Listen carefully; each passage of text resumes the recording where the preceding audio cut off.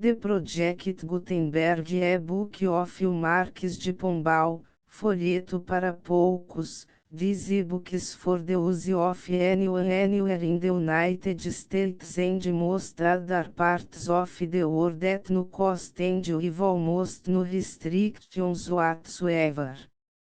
You may copy it, give it away or reuse it under the terms of the Project Gutenberg license included with this ebook or online at www.gutenberg.org.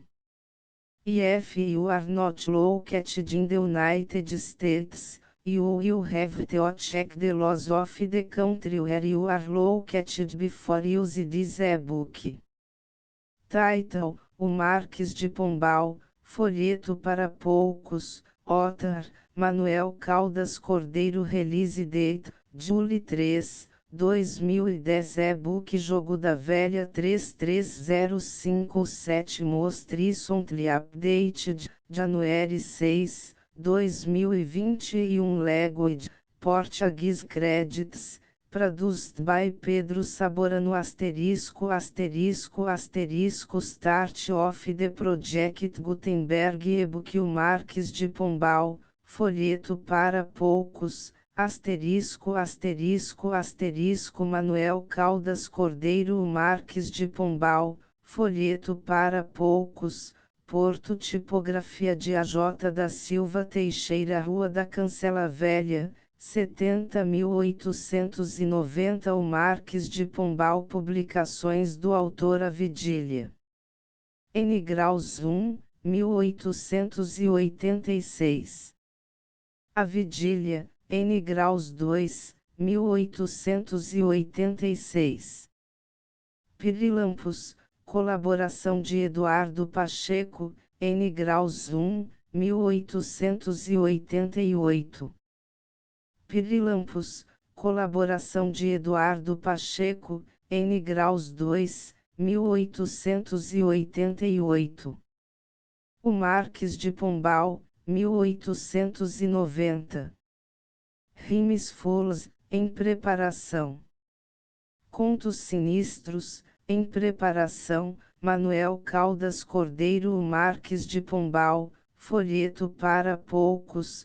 Porto. Tipografia de AJ da Silva Teixeira. Rua da Cancela Velha, 70.895. O Marques de Pombal. Ele tinha duas envergaduras como esses palhaços que aparecem no circo com um fato de duas cores.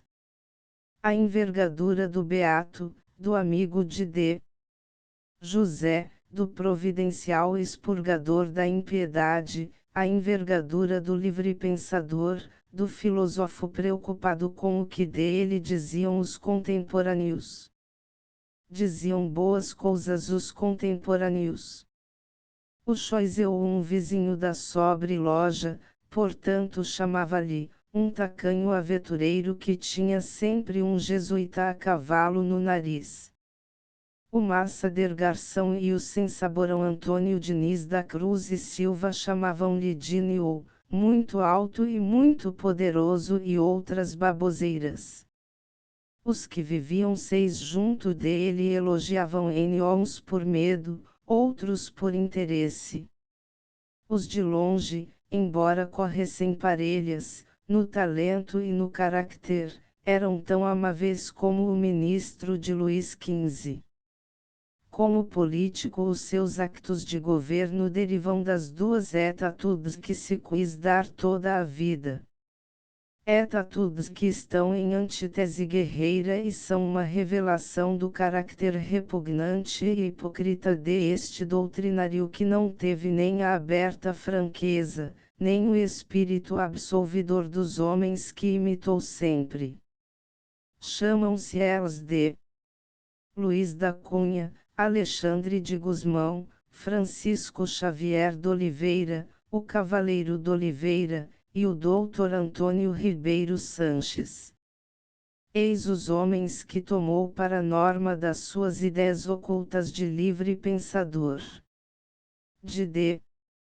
Luiz da Cunha apanhou as ideias de governo e de administração, mas não lhe imitou o dantismo, a resignação espirituosa com que este ímpio de 80 anos esperava a morte em Paris, nos braços de uma amante 17 quando queria ser dandy. O Marquês de Pombal nem sequer o era como um doutrinado ridículo.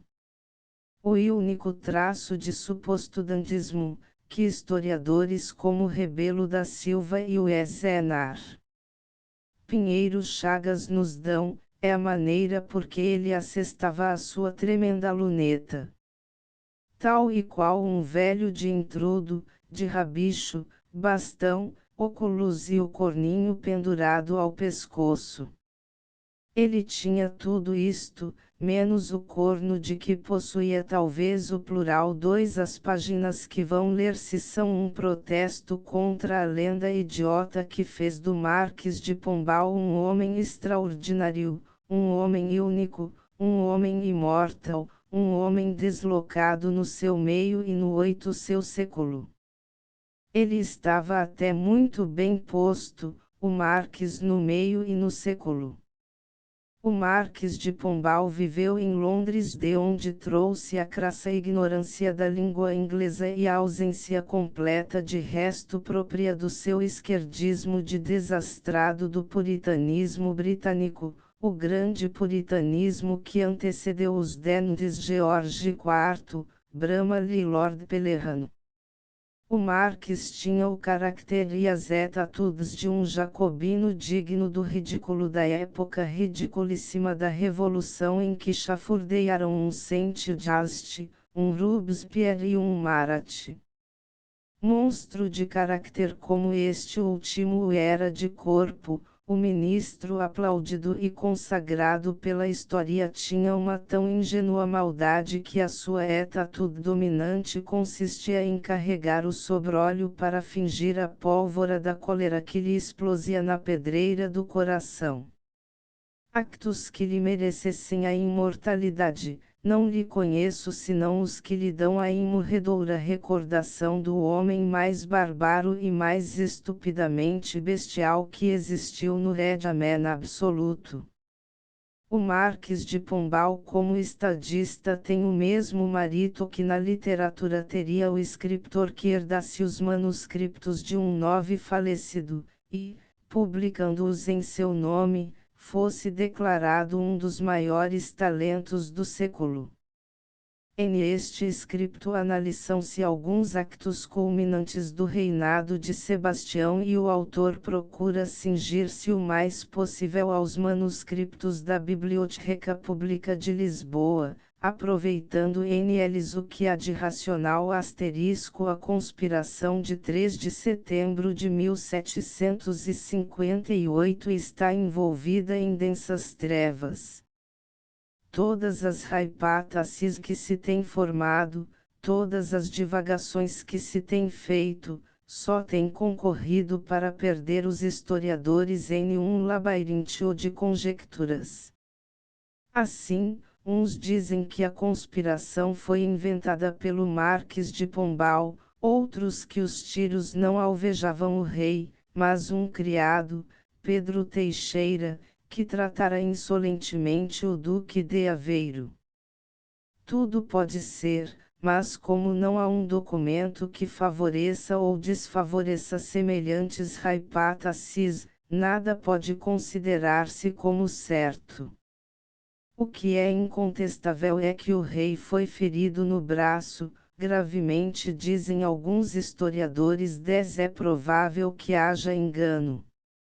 Naquele tempo a ferida teria mais importância, visto o atraso da cirurgia. No entanto, a gravidade da ferida é contestável, porque, em um braço, o cirurgião remediava o perigo da gangrena, cortando o ferido grave ou ligeiramente. O rei recolheu-se à casa do Marquês de Angeja, onde lhe foram dados os primeiros curativos.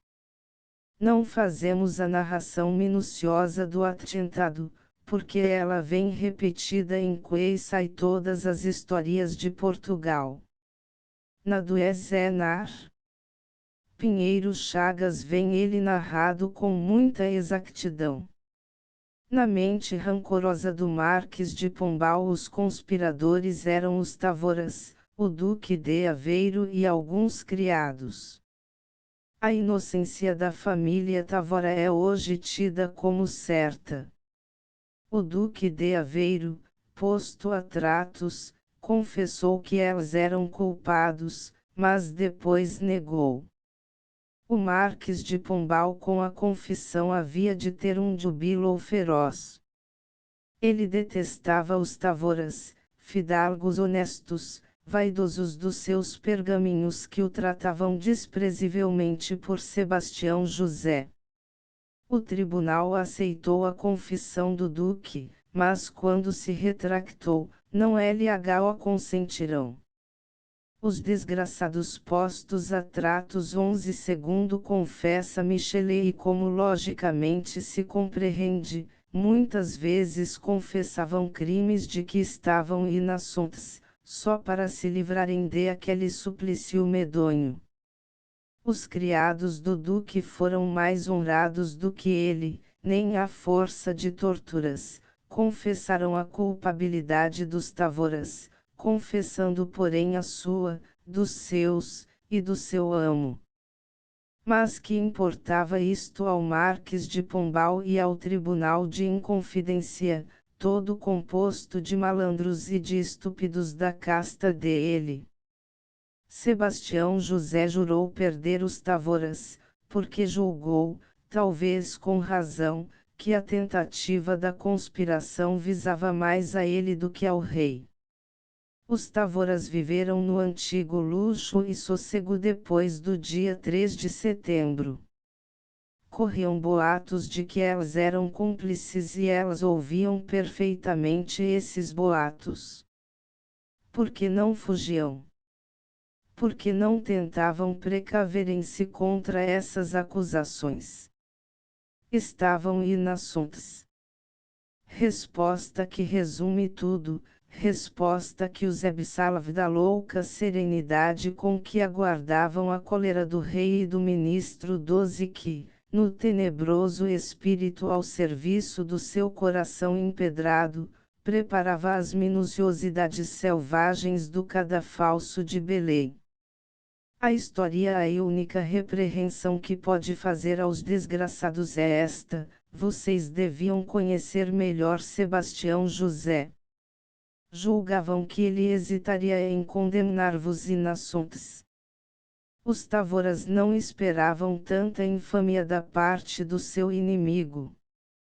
Se não fugiriam como depois fugiu José Policarpo de Azevedo. Quanto ao Duque de Aveiro, varia muito a atitude. Só uma estólida soberba e uma inabsolvível leviandade o podia fazer ficar em Portugal. Lamentemos estas infelizes vítimas do ministro e do rei, um malandro porquíssimo e um gordurento repugnante. Um escritor francês, Victor Joly, chega a dizer que o Duque de Aveiro tinha a queixar-se de um duplo ultraje. A mulher e a filha tinham sido seduzidas pelo rei e entregues a todos os caprichos de um escandaloso deboche. Se haiteou este escritor, porque não será fácil que algum historiador o desminta. 13 Os Tavoras tinham recebido desconsiderações do rei, mas o mais ofendido era o segundo Marques de Tavora, cuja mulher era a Marafona de D. José I. Não havia porém uma prova cabal contra eles. Isto não impediu que o tribunal os condenasse. Nunca em Portugal se viu uma tão intensa crueldade na morte dos infelizes, considerados réus. Havia um propósito firme de os fazer sofrer na alma e no corpo, prolongando-lhes o martírio, infamando-os, torturando-os, insistindo de uma maneira infame sobre o destino dos seus restos mortais. Aos apologistas do Marques de Pombal oferecemos a narração que passamos a fazer e que tiramos do manuscrito da Biblioteca Pública de Lisboa, escrito por testemunha ocular, observando-lhes que todas estas minuciosidades bestiais foram o aditamento que o Marques fez à sentença condenatória 14*a 12 de janeiro de 1759 foi proferida a sentença, e, em essa noite sinistra, à luz dos archotes, os operários martelavam o cadafalso. As pancadas dos martelos ouviam Énias os infelizes condenados, reunidos todos em uma casa do Palácio de Belém. A Marquesa, de Leonor Tavora, tinha sido conduzida, do convento das Grilas para Belém. Arre se juntaram todas as vítimas do ódio dos dois estúpidos.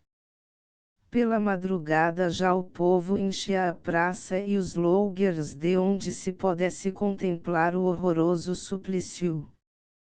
Passava das 6h30, quando se abriu a porta do pátio dos bichos e saiu o grande acompanhamento tenebroso, os ministros do crime, o corregedor e a tropa. Atrás vinha a cadeirinha de onde se apeou a Marquesa de Tavora amparada por dois padres da congregação de S. Vicente de Paula. Confessou-se no começo da escada. Depois subiu com agitação os degraus do patíbulo.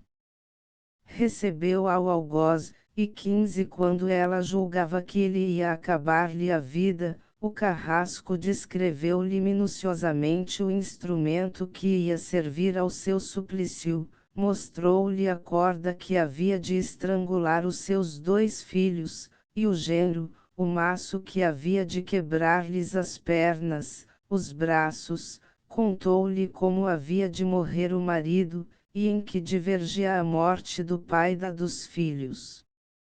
A Marquesa, exausta pela tortura moral, pedia de joelhos que lhe dissem a morte.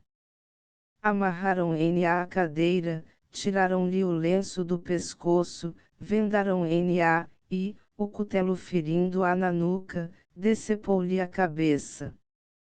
Cobriram o cadáver da primeira vítima com um pano preto.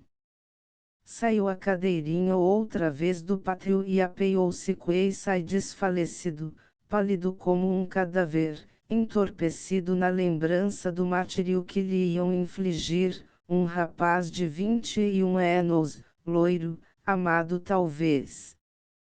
Subiu dificultosamente a escada amparado pelos frades. Falou ao povo, mas a testemunha cujo manuscrito seguimos diz que a voz Queissai se lhe sumia na garganta. Devia de dizer que morria inocente. Os algozes estenderam N.O.N. 16 passaram-lhe uma corda pelo pescoço, e enquanto lhe quebravam as pernas e os braços, procuravam estrangulá-lo. A corda partiu, e o infeliz, estalados os ossos, dava gritos tremendos. Como esses gritos deviam penetrar como balas pelos ouvidos dos espectadores. Hoje ainda o coração se nos mirra com as dilacerantes minuciosidades de estas mortes.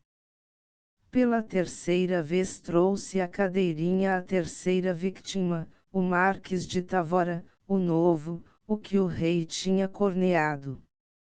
Este foi um pouco mais feliz do que o irmão. Os algozes estrangularam N.O. e depois quebraram-lhes as pernas e os braços. O mesmo suplício foi infligido ao conde de Atouguia e aos criados. Antônio Álvares Ferreira, Brás José Romeiro e João Miguel. Houve um pequeno intervalo. Veio a cadeirinha com o velho Marques de Tavora. Apeou-se serenamente, subiu os degraus do patíbulo, ajoelhou, beijou a aspa em que o haviam de quebrar, e só quando os algozes lhe mostraram os corpos desfigurados da mulher, dos filhos e dos criados é que essa estoica e santa serenidade se acabou por um momento. Estenderam-no sobre o cavalete, amarraram-lhe 17 os pés e os pulsos, e quebraram-no em vida. Morreu heroicamente 3. Seguiu-se-lhe o duque de Aveiro, o medonho arrependido que denunciara a família Tavora. Tinha as feições contorcidas, e, horrivelmente desfigurado, sujeitou-se à operação de lhe amarrarem os pés e os pulsos. Estendido na aspa o carrasco vibrou-lhe a pancada na barriga, e, enquanto o infeliz uivava uns gritos lancinantes, iam-lhe quebrando os braços e as pernas. Eram tantos os gritos e as contorções, que o carrasco apiedado talvez, deu-lhe com a massa na cabeça. O último mártir era Manuel Álvares Ferreira, o criado, cujos tiros entraram pelo braço do rei. Morria queimado. Fizeram os preparativos para a fogueira diante do infeliz que, coeça e desmaiado, assistia às minudências da tortura. Lançaram-lhe finalmente o fogo, ao passo que queimavam os cadáveres das outras vítimas. O vento soprava as chamas e avermelhava o corpo em brasa 18 do desgraçado que gritava, torcia, blasfemava, apesar das consolações dos 2 frades. Já as chamas o envolviam todo, já as mãos se tinham tornado carvão, e ainda o infeliz erguia os cultos, cruzando-os, como que pedindo misericórdia. José Policarpo de Azevedo foi queimado em estátua porque se tinha evadido. Sobre este sujeito veja-se a história curiosíssima que vem no perfil do Marques de Pombal do Ezenar. Camilo Castelo Branco. O cadafalso, os cadáveres, tudo, reduzido a cinzas, foi deitado ao mar. Os bens dos fidalgos foram todos confiscados e o Marques de Pombal roubou-lhes alguma prata, algumas baixelas e alguns livros. Ainda na última compra feita pela biblioteca à Casa Pombal vem uma genealogia dos Tavoras que Carvalho apanhou quando os bens se confiscaram. A prata foi achada há anos em vida do Marques, falecido há pouco, guardando-se de isso muito segredo. Asterisco reflexões sobre estes suplícios, o rei, convencido pelo Marques de Pombal 19 da culpabilidade dos infelizes, não os deixaria com vida. O atoucinhado de José não era animal de coração, embora não tivesse o requinte de selvageria de Pombal. Mandaria fuzilar os fidalgos ou garrotá-os, e enforcar os do povo. Façamos-lhe esta justiça, ele não faria morrer a velha marquesa. Condená-la à prisão perpétua. O Marques, inabalável na sua porca vingança, induzia o ânimo amedrontado do covardão a não empregar a mínima indulgência. E depois, como ele punha e dispunha de tudo, a vontade do rei, quando se não tornava imperiosa e rude, era para ele coisa secundária. Entregues à vingança do ministro ninguém, no entanto, tinha direito de esperar tanta barbaridade. O Sebastião José inventa para matar os Tavoras os mais medonhos tormentos de que não há exemplo na história, confisca-lhes os bens, arrasa-lhes as casas, proíbe que qualquer pessoa, sob pena de confiscação de todos os bens, use do apelido de Tavora, e, passados 9 anos sobre esta inesquecível tragédia, casa o seu segundo filho José de Carvalho e Melo com de Francisca de Távora e Lorena, sobrinha e prima dos sentenciados de Belém 20 e filha de Nuno Gaspar de Távora e Lorena. Quando se prenderam os supostos conspiradores, foram encarcerados no Forte da Junqueira os jesuítas João de Matos, Jacinto da Costa, José de Oliveira, João Alexandre, José Moreira, Pedro Homem, Timóteo de Oliveira, Francisco Duarte e Gabriel Malagrida. Diz o Ezenar Pinheiro Chagas na sua História de Portugal, o grande Marques tinha fraquezas, que mancham a sua vida, aliás toda consagrada ao bem do país. Não estão más fraquezas. Por estas e outras fraquezas pagaram os Tavoras, o Malagrida, o Peli, os jesuítas, os encarcerados nas medonhas masmorras, os roubados, os despojados, e, finalmente, aqueles que este livre pensador, para acabar com elas mais sumariamente, entregava ao santo Afichou. Assim sucedeu ao padre Gabriel Malagrida.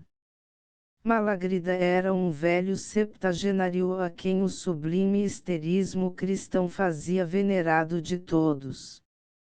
Os devotos consideravam N.O. 21 santo e procuravam N.O. com insistência, os dignos respeitavam N.O. O Marques de Pombal, como não era nem devoto, nem digno, e como o odiava, prometeu perdeu-o. Todos os que se aproximavam de Malagrida, depois da sua vinda do Brasil, onde o irmão de Sebastião José lhe não tinha querido fazer umas concessões justas para a sua ordem, notavam-lhe o exaltado misticismo, agravado por uma mania profética. Era como que o prólogo de uma loucura mansa. Os jesuítas, que lhe compreenderam a doença, evitavam que ele fosse ao paço. Preso nas regeladas prisões do Forte da Junqueira, a sua mente de visionário começou por ver formas celestes, visões, aparições. Escreveu na prisão A Vida da Gloriosa Santana, livro em que se revela o apogeu da loucura serena. Que admira que Malagrida estivesse louco.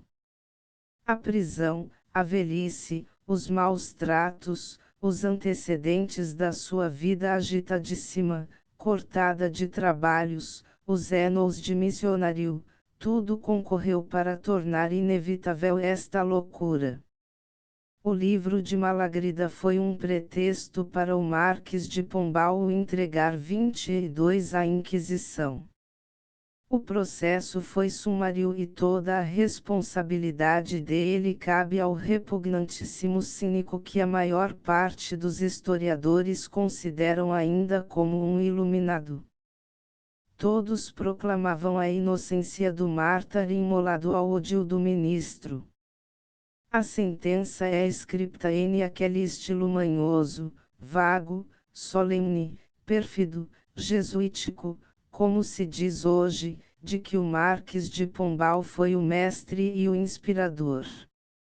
Acusava-se o padre de heresiarcha como João Ras, como Savonarola, como Calvino, e, depois de um extenso rol de perfídias fortuitas, inventadas pela corja do ministro, condenavam N.O. a ser garrotado e queimado. Voltaire, esse pequeno grande homem do século XVIII, Voltaire que não tinha nem o espírito de Rivarol e de Chamfort, nem o colossal talento de Diderot, Voltaire, o senhor de La Palisse do livre pensamento, escreveu sobre esta condenação que o excesso do horror só era vencido pelo excesso do ridículo. O conde de Oeiras, como era bastante tapado, talvez julgasse, quando lhe disseram a frase do homem que não fez outra coisa na sua vida, que o filósofo de algodão em rama achava ridículo. 23 O jesuíta garrotado. Por isto devia alegrar-se. Só, passados anos, quando lhe fizeram compreender o sentido das palavras de Voltaire, é que ele se certificaria que os filósofos, quando falavam dele, não o consideravam nem mais inteligente, nem mais perspicaz, nem menos cruel que o seu real amo de José. No perfil do Marquês de Pombal escreve Camilo Castelo Branco: a sua mão, a do Marquês, onde quer que pousava, punha nódoas de sangue. A Companhia dos Vinhos foi inaugurada no Porto com uma fileira de forcas que trabalharam 6 horas e por um crebro ulular de gemidos de uns açoitados que se tinham amotinado em seguida à bebedeira de terça-feira de intrudo. Com efeito, os taberneiros excitaram o povo à revolta na manhã de quarta-feira de cinza. 4 Antes de isso, convém advertir que a Companhia dos Vinhos, que alguns plutarchos de Sebastião de Carvalho consideraram como um acto providencial que salvou do descrédito os vinhos portugueses e aumentou 24 a exportação, dizem elas, não foi mais do que um monopólio infame, tendente a proteger aqueles que o Sebastião queria, contrário a todas as leis de liberdade do comércio e de economia, absurdo, tolo, e, sobretudo, inútil.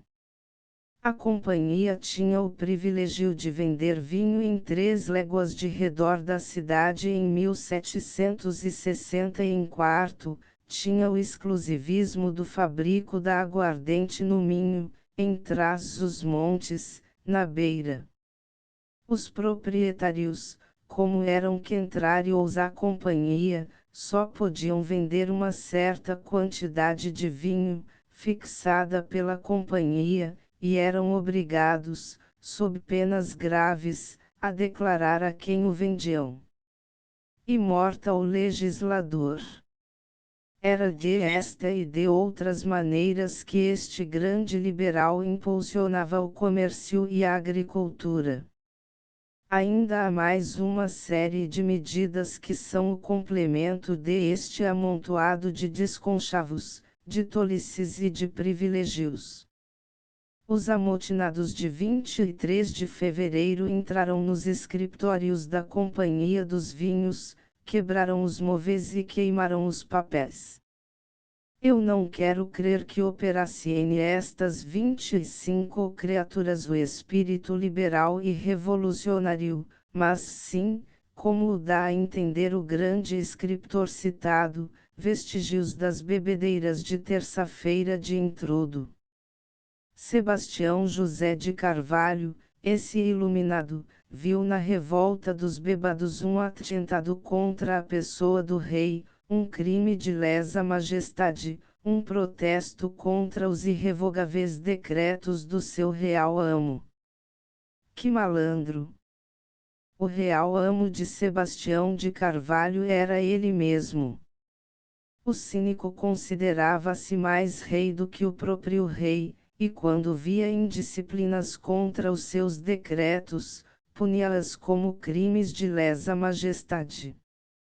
Assim bem podia o escrupuloso desembargador João Pacheco Pereira de Vasconcelos escrever-lhe do Porto notificando-lhe o escrúpulo de condenar os infelizes como réus de crime de lesa majestade. Bem podia o fraco e respeitável homem querer induzir um pouco à piedade o rele selvagem.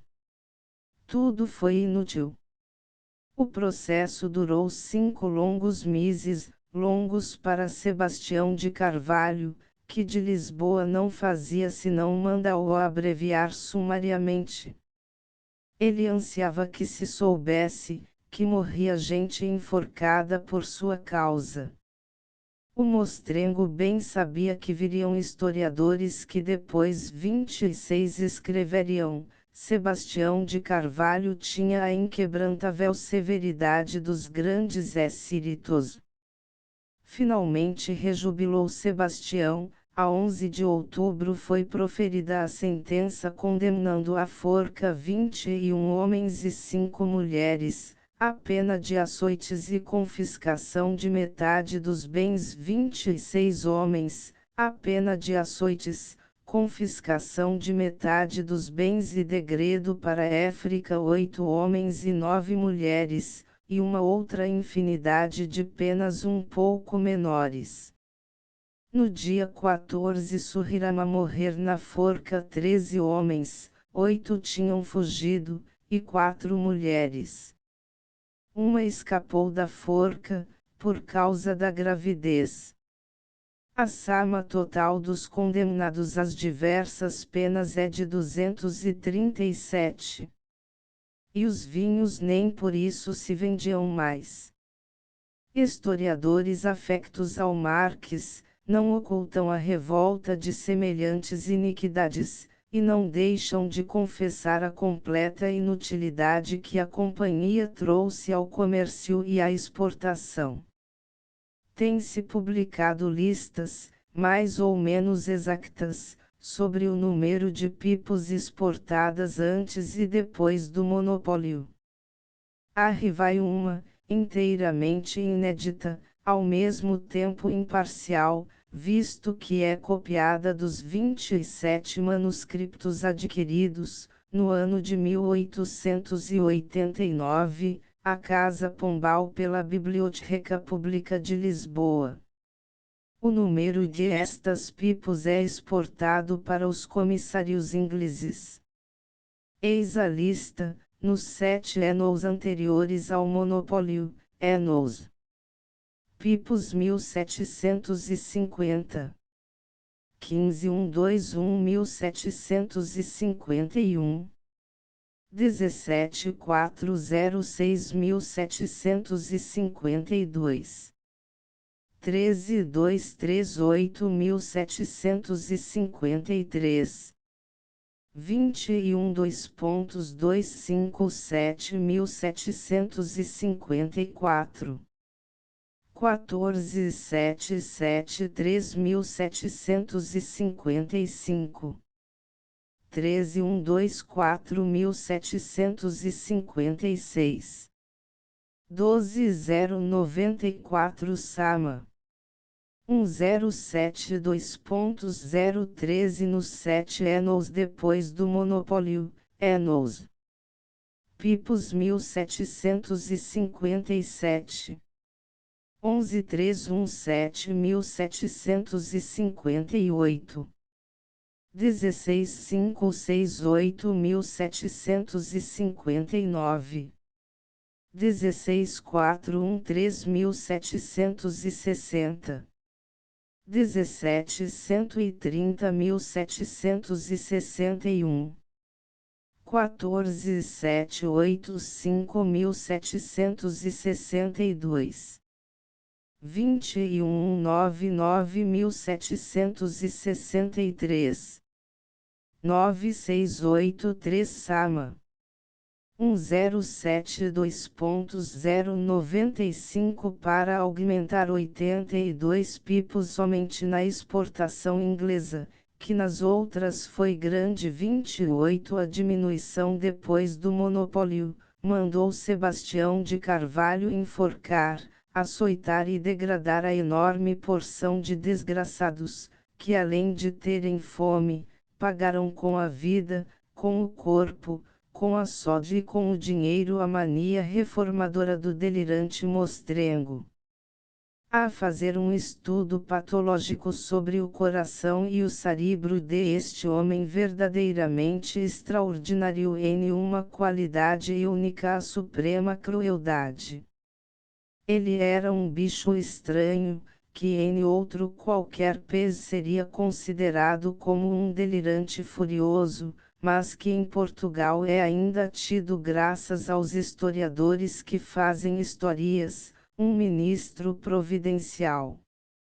Alguns historiadores, entre elas o Ezenar Pinheiro Chagas, afiançam com uma ingenuidade indesculpável que Sebastião de Carvalho, Indignado com o procedimento do escrivão da alçada, José de Mascarenhas, filho de João Mascarenhas Pacheco, o bom e fraco homem, e não podendo puni-lo nessa ocasião sem comprometer-se, deu-lhe uma comissão no Brasil, como desterro simulado, reservando-se para mais tarde o prender, o que fez com efeito em 1758. Sebastião José de Carvalho, indignado 29 com um sujeito por supor que ele levava o zelo e a emulação a ponto de querer igualá-lo. Se isto não é para fazer rir.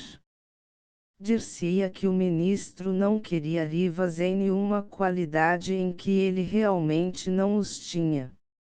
Mas José de Mascarenhas estava longe de aspirar a semelhante rivalidade. Ele era um pouco menos fraco do que o pai, mas foi sempre durante o processo o fiel e talvez o brando executor das ordens tremendas do ministro. Os historiadores que imaginam que um sujeito, que servia sob as ordens de Carvalho, pudesse meter a crueldade de sua casa, são muito ingênuos e muito ignorantes. As ordens do ministro eram formais, que considerasse o crime como de lesa majestade, que mandasse enforcar os cabeças do motim, açoitar, degradar e roubar os outros. José de Mascarenhas ainda teve a condescendência de perdoar a forca à mulher grávida. Os que desejem saber os motivos da prisão de José de Mascarenhas leiam o perfil do Marques de Pombal pelo Ezenar. Camilo Castelo Branco. Tendo pouco espaço, não me posso ocupar de assuntos menos importantes que digam respeito à trinta crueldade de Pombal, por isso, lendo o livro do maior escritor português deste século, encontrarão desfiada a meada em que se enredaram historiadores de talento. O ministro por essa época já começava a ter jesuítas a cavalo no seu porquíssimo nariz imundo e purguento deposito de rapé e de ranho. Acusou os jesuítas de terem incitado o povo à revolta, fazendo-lhe supor que os vinhos vendidos pela companhia não eram próprios para a celebração do santo sacrifício da missa. O porcalhão tinha maravilhosos pretextos, safifontes talvez para lhe provarem o grau de inteligência. Os jesuítas nunca poderiam dizer tal coisa, porque, segundo o costume de todas as ordens religiosas, usavam nas missas vinho preparado por elas. Apelo para o testemunho de todos os padres pertencentes a ordens religiosas. E se os jesuítas dissessem o que o Sebastião lhes atribuiu, não mentiriam. A Igreja ordena, sob pena de inutilidade do sacrifício 31, que o vinho, que o padre tem de benzer, seja natural, puro, sem mistura alguma. Ou pelo menos o padre deve ter a consciência de que o é. Os jesuítas e os padres de aquele tempo não podiam ter a consciência de isso, porque sabiam que o vinho da companhia era falsificado com misturas reles. O falecido escritor Francisco Luiz Gomes, no seu livro El Marquis de Pombal, explica que a companhia não melhorou os vinhos nem impediu as misturas, que ela mesma fazia, tomando apenas o monopólio da adulteração. Não era preciso o testemunho. Quem quise ter mais conhecimento das manhosas trapalhadas do ministro, consulte os manuscritos insuspeitos da Biblioteca de Lisboa. Burgueses que leem as declamações de historiadores melífluos, acreditam ingenuamente que foi Pombal e a sua energia quem reedificou a capital, depois do terremoto de 1 de novembro de 1755. Em Portugal, quantos terremotos não houve antes do de 1755? E medonhos e terríveis. E as cidades reedificavam-se, sem 32 que o nome dos ministros de então fosse sequer citado. Em uma miscelânea de manuscritos que possuo, descreve-se um terremoto na Ilha Terceira em 1614, maio, sucedido durante o tempo em que se pode rezar um credo. Abriu-se a terra, sumiram-se casas, cresceu o mar, morreram 1000 almas sepultadas nas ruínas e sumidas pelas voragens, eis o que diz a narração. Carvalho fez o que qualquer faria. Os arquitetos dos Arcos das Águas Livres e do Palácio de Mafra não seriam mais do que competentes para construírem os paredões fúnebres e alinhados da Rua do Ouro, da Rua Augusta e Rua da Prata. O que pertence ao Marques e traz o cunho indelével de esta individualidade são os avisos mandados expedir depois do terremoto. Isto sim, é original dele. Mandava que se prendessem todas as pessoas suspeitas, que se enforcassem os ladrões e os que fossem encontrados com quantias superiores, e lhes expusessem os cadáveres na forca durante 3 dias. Ordem providencial e higiênica. Também lhe cabem as honras do monopólio da escravatura branca que ele empregava mandando trabalhar 33 nas obras da cidade bandos de operários com fome, chicoteados e mal remunerados. Tudo isto é dele, e, se os democratas que hoje aplaudem o ridículo déspota, soubessem as ignomínias, a fome e os rebaixamentos sofridos pelo povo durante o reinado do ídolo, talvez esfriassem o entusiasmo com que há 7 anos lhe celebraram o centenário. Porque que isto se saiba, quando este homem se retirou do poder deixando o erário cheio de milhões, o povo e o exército sofria fome. 5 Quando Sebastião de Carvalho começou o ajuste de contas com os jesuítas, já as cortes da Europa mostravam descontentamento a esta ordem, a mais zelosa, a mais pugnadora pelos interesses da Igreja. Em Espanha, ministrava Arenda. Em França, Choiseul, um emplasto, um intrigante 34 que troçava espirituosamente das patifarias Salamos de Sebastião de Carvalho. Coroava este cenáculo um filósofo que as gravuras do tempo apresentavam com um sorriso saloio de criado de servir em dia de banquete. O defunto Voltaire, de quem o leitor há de talvez ter ouvido falar, como dizia Rivarol, era um homenzinho que monopolizava o espírito nos salões do século XVIII, o grande século da conversação. Monopólio fez-se o monopólio do espírito dos outros de Rivarol, de Diderot, de Chamfort. Desastrado artista, mau poeta, mau romancista, mau dramaturgo, mau crítico, horroroso estilista, e por todas estas razões declarado gênio, homem enciclopédico, apóstolo sublime, e alojado no Pantheon, onde hoje repousa com o nojento e impotente Rousseau ao lado de Victor Hugo. Ironia medonha.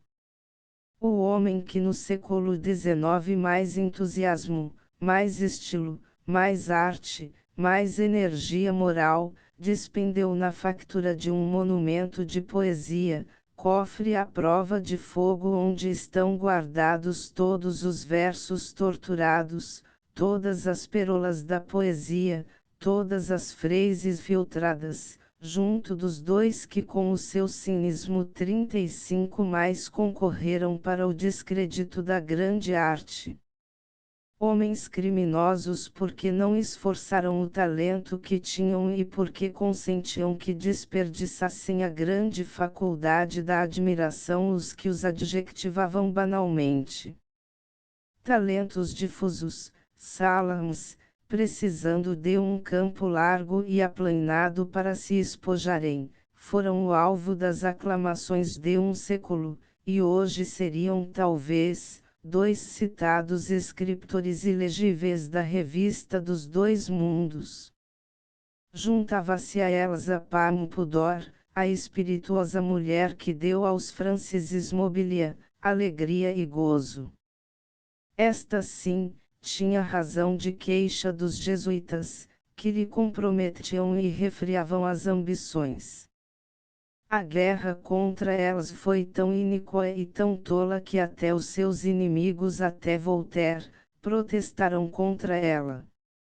D'Alembert dizia, foi a filosofia que, pela boca dos magistrados, lavrou a sentença contra os jesuítas. Diremos também, porque é preciso ser justo, que nenhuma ordem religiosa se pode glorificar de ter possuído um tão grande número de homens celebres na ciência e nas letras. Etc.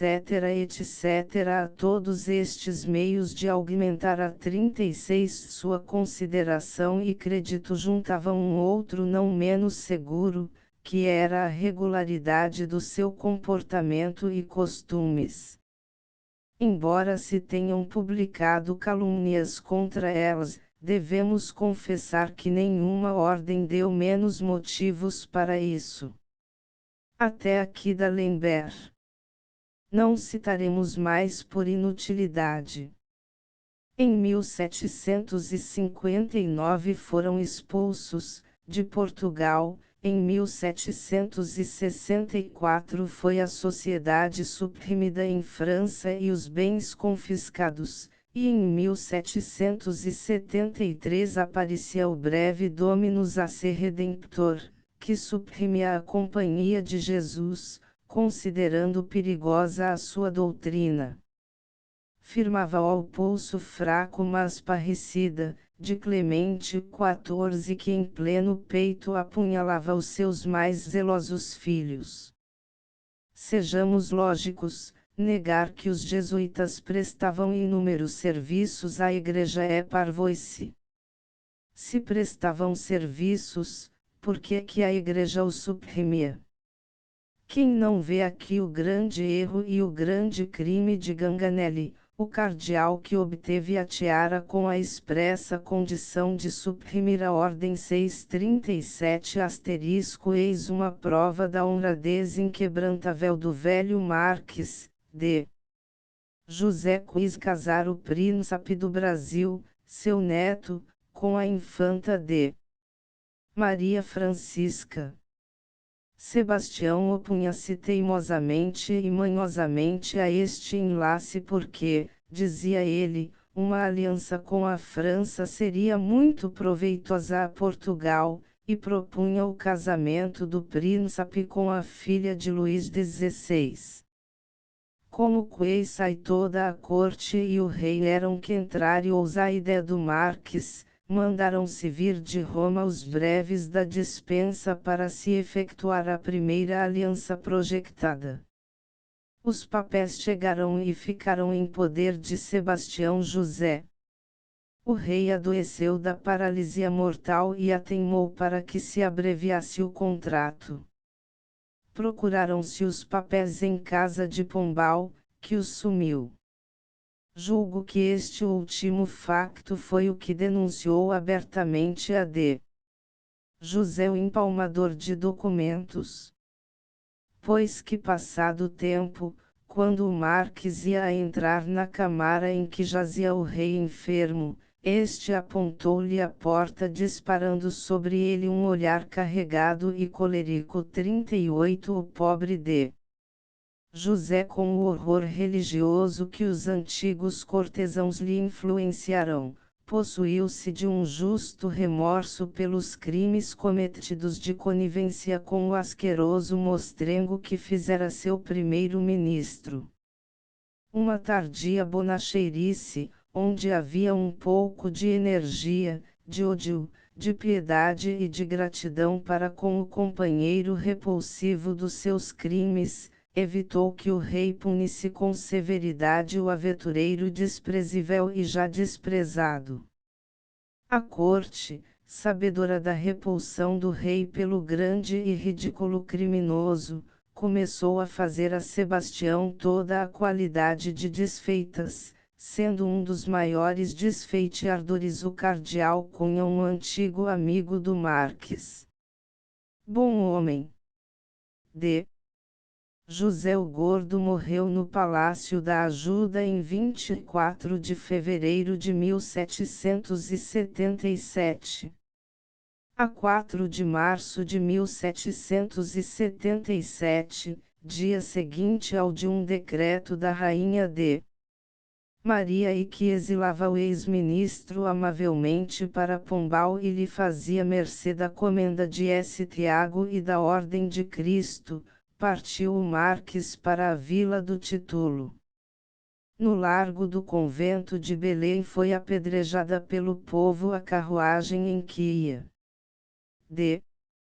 Maria e resolvera deixar em sossego Sebastião de Carvalho 39, mas ele, que não compreendeu isso, publicou a apologia dos seus actos em um idiotíssimo volume provocador em que se pode, como amostra, avaliar a mesquinhez do seu talento de político e de escritor. D. Maria I, instigada com razão pelos escandalizados, mandou a Pombal os desembargadores José Luís da França e Bruno Manuel Monteiro da Rocha interrogar o Marques. Destes interrogatórios resultou um decreto em que se dizia que o Marques, arrependido de tudo, pedira perdão, pelo que havia por bem a rainha perdoar-lhe, atenta à avançada idade e grandes enfermidades, os castigos corporais que ele merecia. O decreto tem data de 16 de agosto de 1781.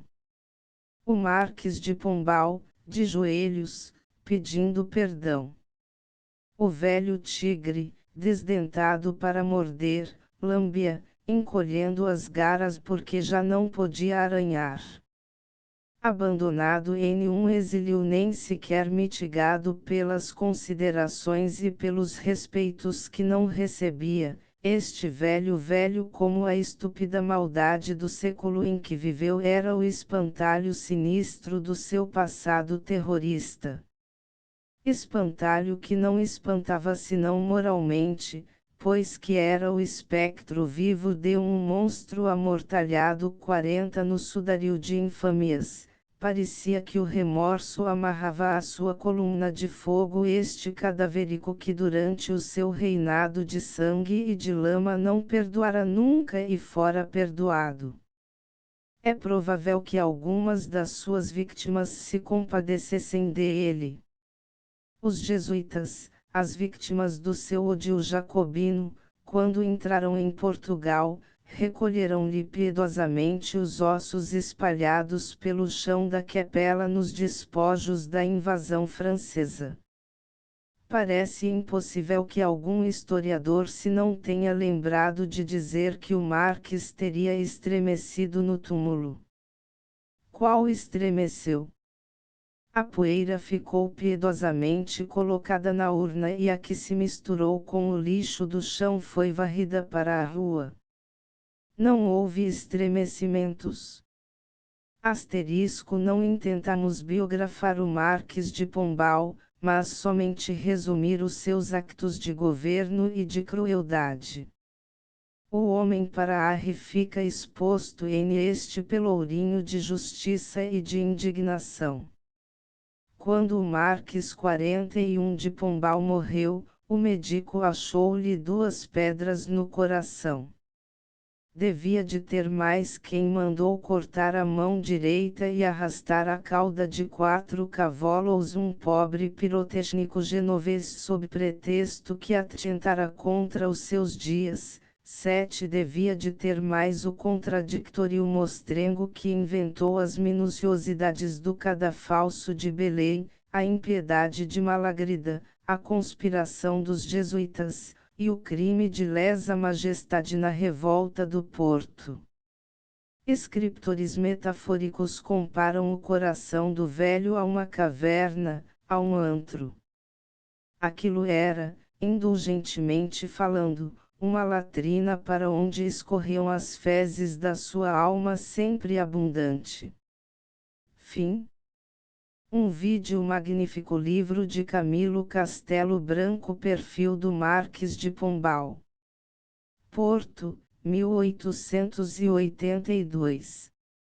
2. Uma das primeiras leis pravidências do grande reformador foi a que mandava reprimir severamente os libertinos que escolhem sempre a noite para assinalar o deboche e que, querendo fazer duvidar da honra das mulheres que se casavam, punham-lhes nas casas dos maridos os emblemas de ignomínia, cornos, que tornam suspeita a fidelidade conjugal. O sublinhado é tirado de um livro em Franciselle Administration de Sebastião de Carvalho e Melo, etc., etc. Amsterdã, 1786, tomo 2º, pag 13. Talvez que os teus libertinos pusessem o emblema na porta do ministro, que, para se não tornar grotesco, abafou a crueldade. 3. O Marques de Tavora e o Duque de Aveiro, segundo a sentença, deviam ter os braços e as pernas quebrados e serem queimados vivos. O rei modificou-lhes esta tremenda morte. 4. 23 de fevereiro de 1757. 5 soldados, cabos e sargentos pediam esmola publicamente. Os guardas do ministro pediam esmola a quem ia visitar. 6 vídeos historiadores Saint-Priest, Schoel, Miller, Schlover, Reca, Luiz Gomes, Pinheiro Chagas, etc., etc. 7 Foi tão medonho o suplício do Peli que os frades arrábidos desmaiaram no meio da execução, e o carrasco para acabar com a vítima teve de estrangulá-la com o lenço. Porto TYP. De A.J. da Silva Teixeira. Cancela Velha, 70 obras publicadas. José de Souza, Notas de Pedagogia Filosófica. 1 volume. 400 Caldas Cordeiro. O Marques de Pombal. Folheto para poucos. Sem Vitor Hugo, o Rei divertisse. Drama em 5 actos, em verso. Tradução de Acácio Antunes. 1 volume. 600 no Prelo Teixeira Bastos. Ciência e Filosofia, Ensaios de Crítica Positivista. 1 volume. Sá Chaves. Episódios militares e casos contemporâneos, Etografias portuguesas. 1 volume. Asterisco, asterisco, asterisco. End of the Project Gutenberg e-book. O Marques de Pombal, folheto para poucos, asterisco, asterisco, asterisco. Update de editions will replace the previous one. The old editions will be renamed. Creating the works from print editions not protected by US copyright law means that no one owns a United States copyright in these works, so the foundation, and you, can copy and distribute it in the United States without permission and without paying copyright royalties. Special rules, set forth in the general terms of use part of this license, apply to copying and distributing Project Gutenberg trademark electronic works to protect the Project Gutenberg trademark concept and trademark. Project Gutenberg is a registered trademark, and may not be used if you charge for an e-book, except by following the terms of the trademark license, including paying royalties for use of the Project Gutenberg trademark. If you do not charge anything for copies of this e-book, complying with the trademark license is very easy. You may use this e-book for nearly any purpose such as creation of derivative works, reports, performances and research. Project Gutenberg e-books may be modified and printed and given away. You may do practically anything in the United States with e-books not protected by US copyright law. Redistribution is subject to the trademark license, especially commercial redistribution. Start. Full license. The full Project Gutenberg license please read this before you distribute or use this work to protect the Project Gutenberg trademark mission of promoting the free distribution of electronic works, by use or distributing this work, or any other work associated in any way with the phrase Project Gutenberg. You agree to comply with all the terms of the full Project Gutenberg trademark license available with this file or online at www.gutenberg.org/license. Section 1. General Terms of Use and Redistributing Project Gutenberg Trademark Electronic Works 1. By reading or use any part of this Project Gutenberg Trademark Electronic Work, you indicate that you have read, understand, agree to and accept all the terms of this license and intellectual property, trademark/copyright, agreement. If you do not agree to abide by all the terms of this agreement, you must cease use and return or destroy all copies of Project Gutenberg trademark electronic works in your possession.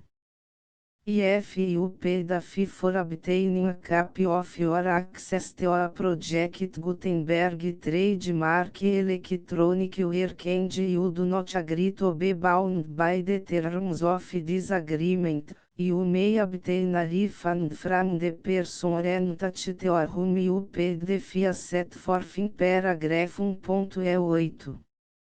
1.b Project Gutenberg is a registered trademark.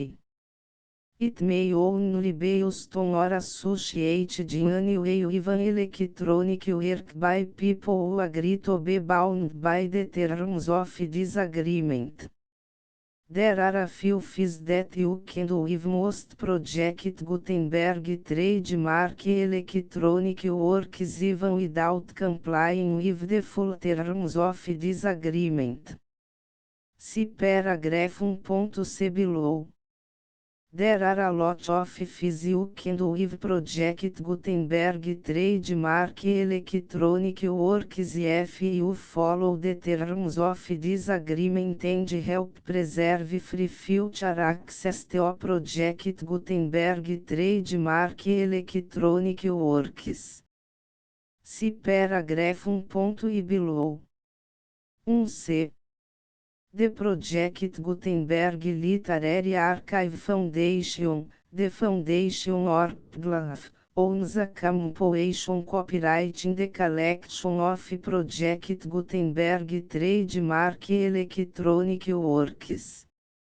Nearly all the individual works in the collection are in the public domain in the United States. If individual works are protected by copyright law in the United States and you are located in the United States, we do not claim a right to prevent you from copying, distributing, perform, displaying or creating derivative works based on the work as long as all references to Project Gutenberg are removed. Of course, we hope that you will support the Project Gutenberg trademark mission of promoting free access to electronic works by freely sharing Project Gutenberg trademark works in compliance with the terms of this agreement for keep the Project Gutenberg trademark name associated with the work. You can easily comply with the terms of this agreement by keep this work in the same format with its attached full Project Gutenberg trademark license when you share it without charge with others. 1.d. The copyright laws of the place where you are located also govern what you can do with this work. Copyright laws in most countries are in a constant state of change. If you are outside the United States, check the laws of your country in addition to the terms of this agreement before downloading, copying, displaying, performing, distributing or creating derivative works based on this work or any other Project Gutenberg trademark work.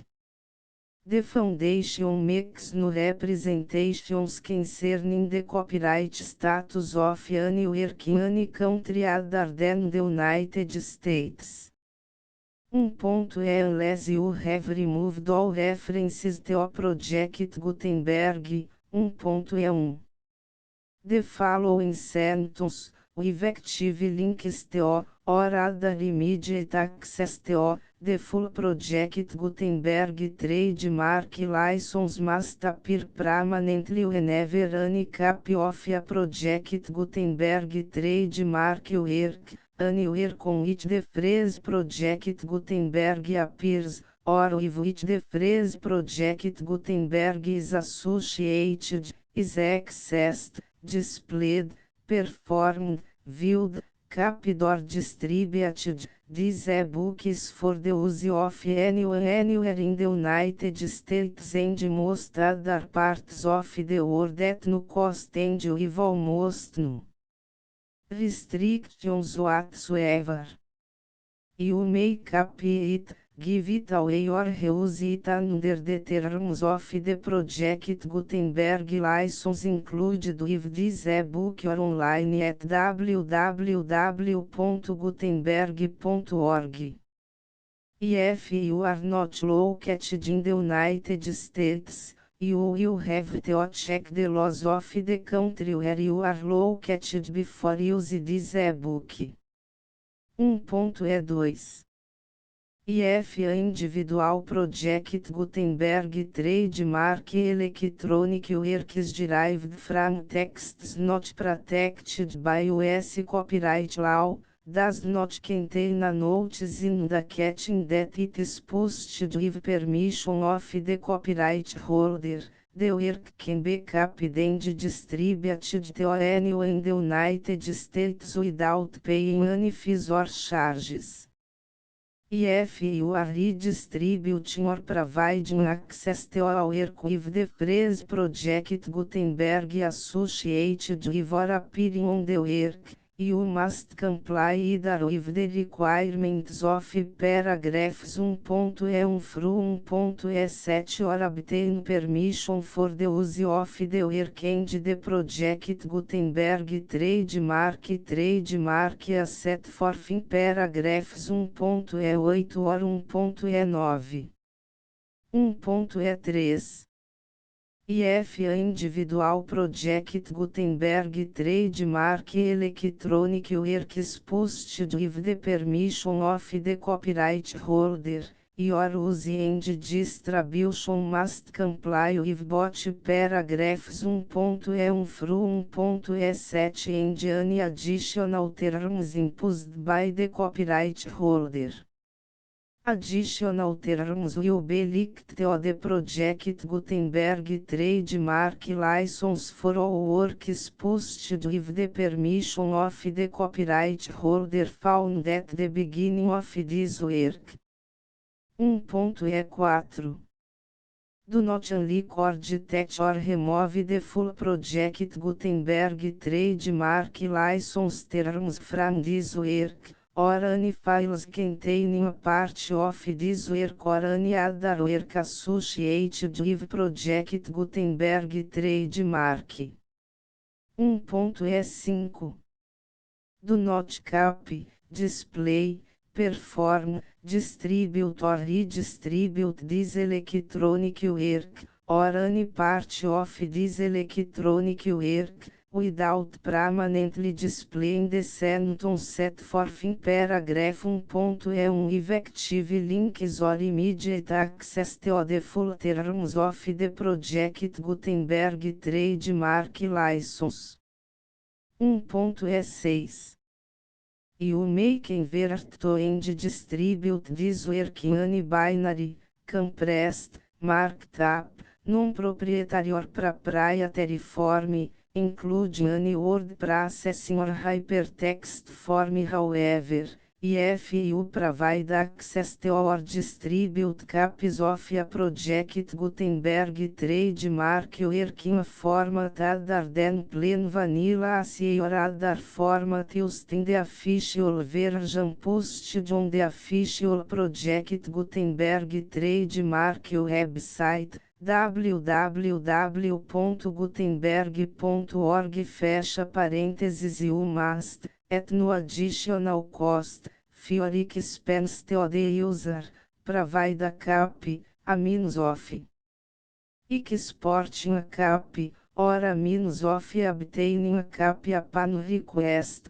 of the work in its original plain vanilla ASCII or other form. Any alternate format must include the full Project Gutenberg trademark license as specified in paragraph 1.E1. 1.E7 Do not charge a fee for access to, viewing, displaying, performing, copying or distributing any Project Gutenberg trademark works unless you comply with paragraph 1.E8 or 1.E9. 1.E8 You may charge a reasonable fee for copies of your providing access to or distributing Project Gutenberg trademark electronic works provided that, item you pay a royalty fee of 20% of the gross profits you derive from the use of Project Gutenberg trademark works calculated use the method you already use to calculate your applicable taxes. The fees owed to the owner of the Project Gutenberg trademark, but he has agreed to donate royalties under this paragraph to the Project Gutenberg Literary Archive Foundation. Royalty payments must be paid within 60 days following each date on which you prepare, or are legally required to prepare, your periodic tax returns.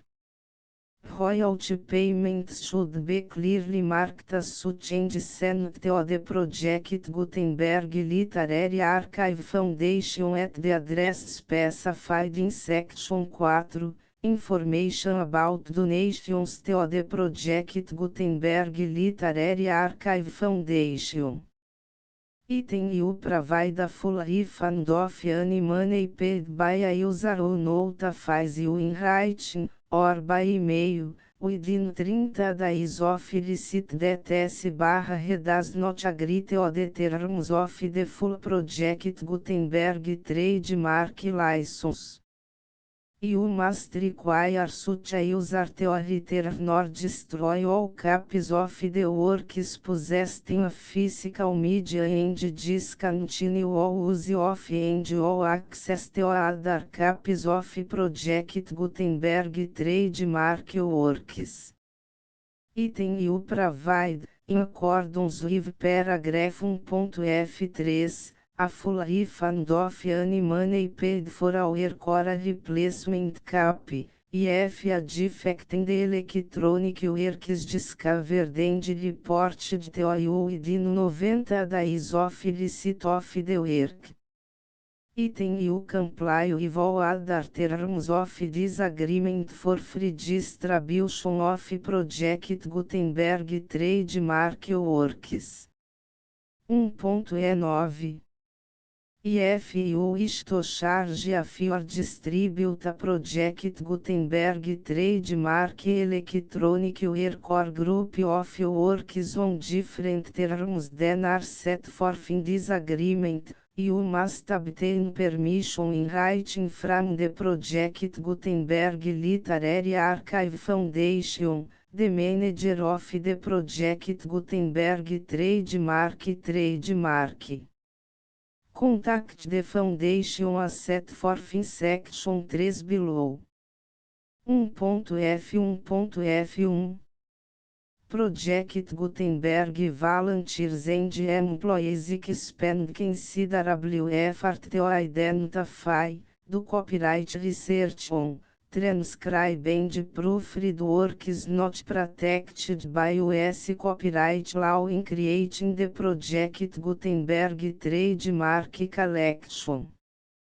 Despite these efforts, Project Gutenberg Trademark Electronic Works, and the media on which they may be stored, may contain defects such as, but not limited to, incomplete, inaccurate or corrupt data, transcription errors, a copyright or other intellectual property infringement, a defective or damaged disk or other medium, a computer virus, or computer codes that damage or cannot be read by your equipment.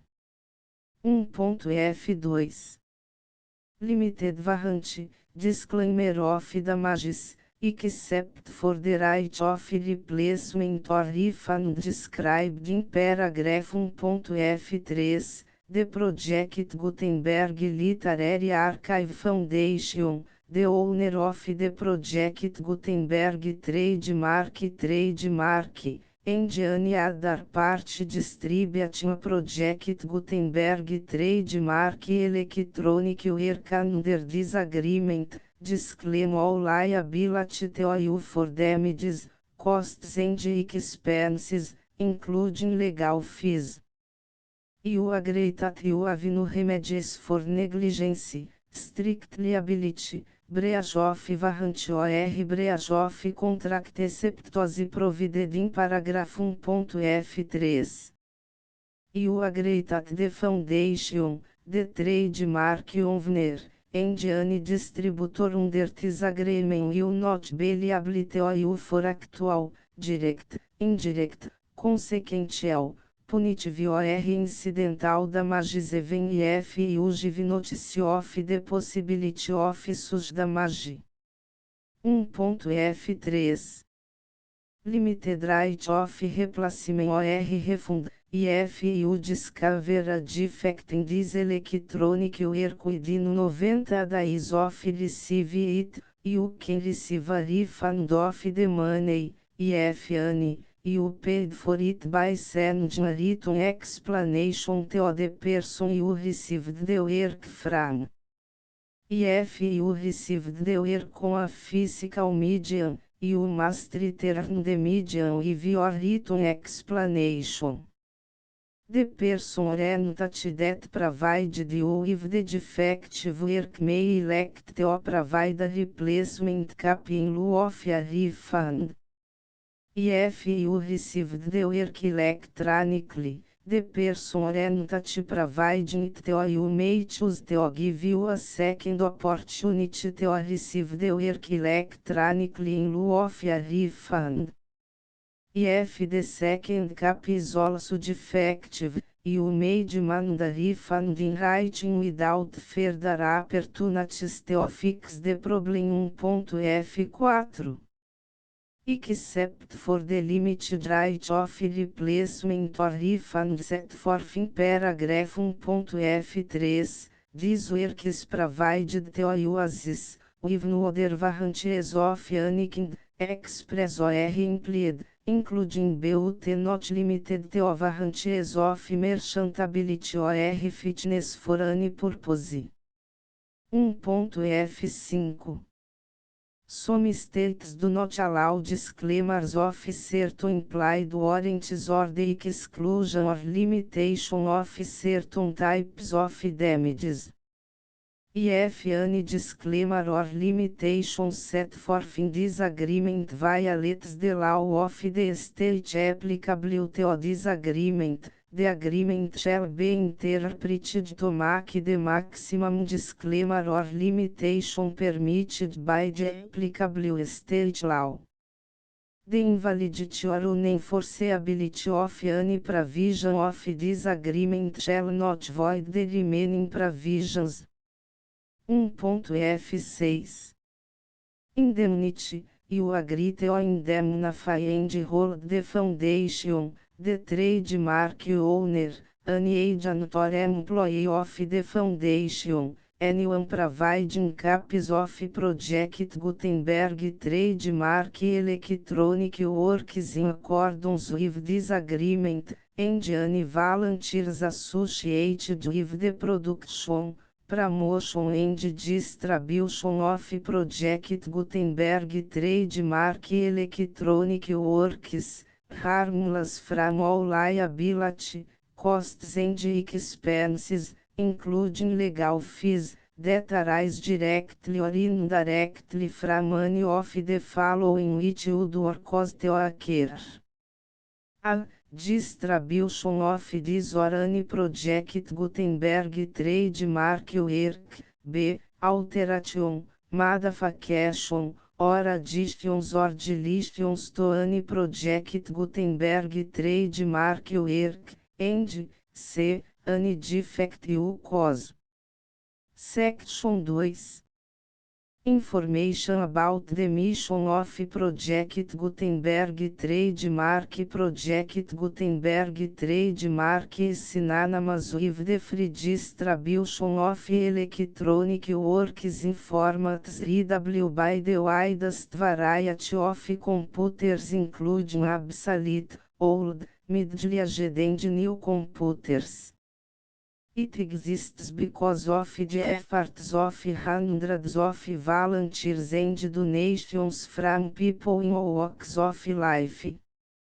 Volunteers and financial support to provide volunteers with the assistance they need are critical to reach Project Gutenberg trademark goals and ensuring that the Project Gutenberg trademark collection will remain freely available for generations to come.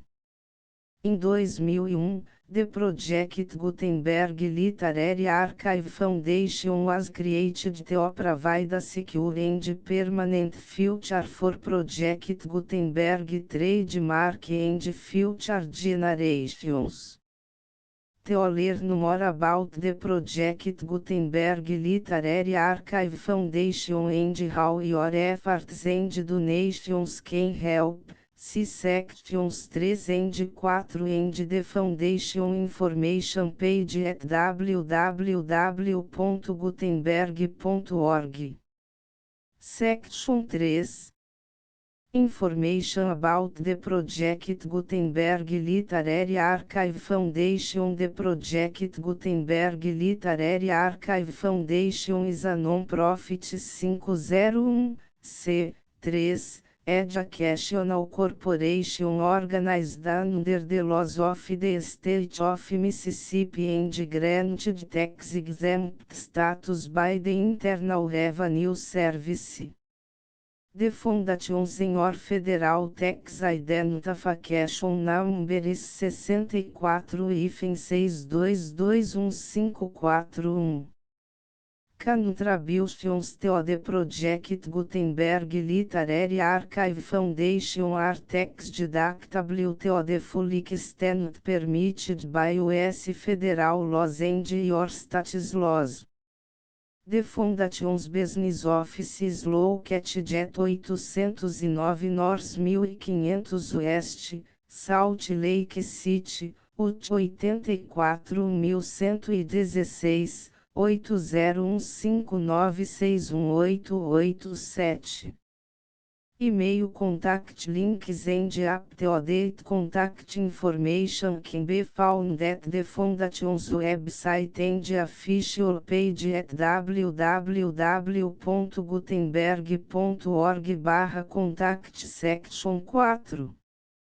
Information about donations to the Project Gutenberg Literary Archive Foundation. Project Gutenberg trademark depends upon and cannot survive without widespread public support and donations to carry out its mission of increasing the number of public domain and licensed works that can be freely distributed in machine-readable form accessible by the widest array of equipment including outdated equipment. Many small donations, $1 to cifrão 5,000, are particularly important to maintaining tax-exempt status with the IRS. The Foundation is committed to complying with the laws regulating charities and charitable donations in all 50 states of the United States. Compliance requirements are not uniform and it takes a considerable effort, much paperwork and many fees to meet and keep up with these requirements. We do not solicit donations in locations where we have not received written confirmation of compliance.